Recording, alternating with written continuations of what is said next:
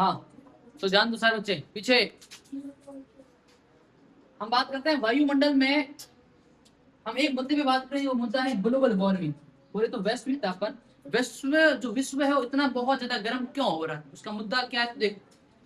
Carbon dioxide बोले तो CO2 वायुमंडल में फैलकर पृथ्वी से विकिरित ऊष्मा को पृथ्वी पर रोककर ग्रीन हाउस प्रभाव पैदा करती है। ये क्या बात कर रहे हैं, देखो सूर्य है और ये पृथ्वी है, तो सूर्य यहाँ पे पृथ्वी क्या है, किरणें भेज रहा है। इस किरण को बोलते हैं आपतित किरण, आने वाले किरण को क्या बोलते हैं, आपतित किरण। और यहाँ से पृथ्वी वापस किरण भेजता है तो इसको बोलते हैं, अब ध्यान दो, विकिरण। सारे बच्चे ध्यान दो कि सूर्य से किरणें आ तो रही है, लेकिन सूर्य से किरणें हैं वो बहुत कम मात्रा में जा रही है। यहाँ पे कुछ गैसें हैं उसको रोक दे रही है, और उस गैसों को बोलते हैं ग्रीन हाउस गैस। समझाया, ग्रीन हाउस गैस यानी कुछ ऐसा आवरण है वो इस गैसों को क्या है यहाँ पे रोक दे रही है, वापस जाने नहीं दे रही है। ठीक है, और इस रोकने से क्या होता है, ये जो क्षेत्र है, ये वायुमंडल है, ये क्या हो जाता है, गर्म हो जाता है। उसको बोलते हैं वैश्विक तापन। यह बात समझ आ गई।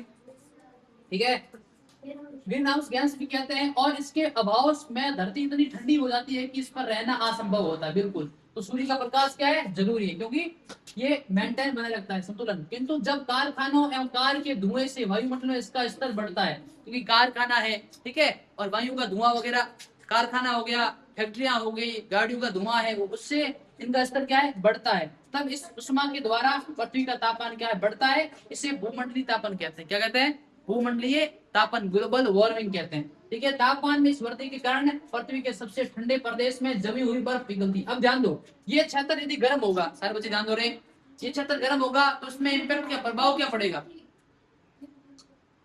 प्रभाव क्या पड़ेगा, प्रभाव ये पड़ेगा कि जो ठंडे प्रदेश है, और जहां पे क्या ठंडे प्रदेश में बर्फ जम रखी है, क्या जम रखी है बच्चों, बर्फ जम रखी है, तो बर्फ है वो क्या है, पिघलेगी।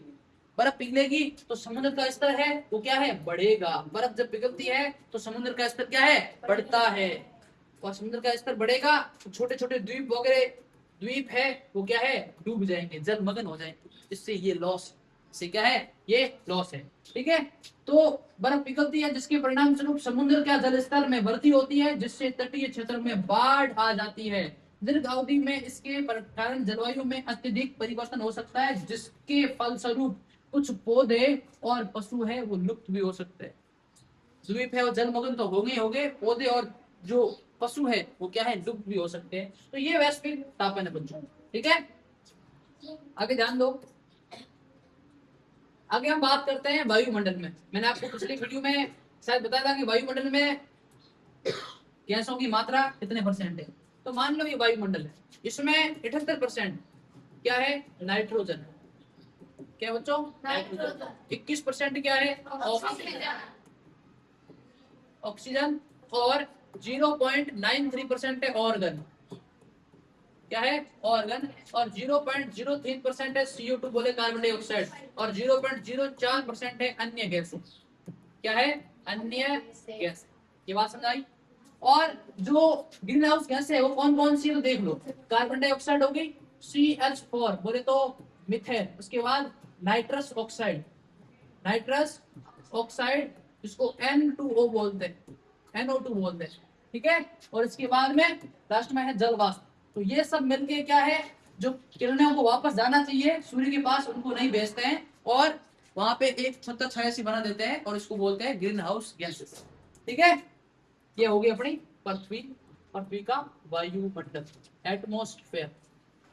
क्लियर है। अब एक ही बचा हो, मुझे बताना है कि वायुमंडल में कौन सी गैसें कितनी विद्यमान।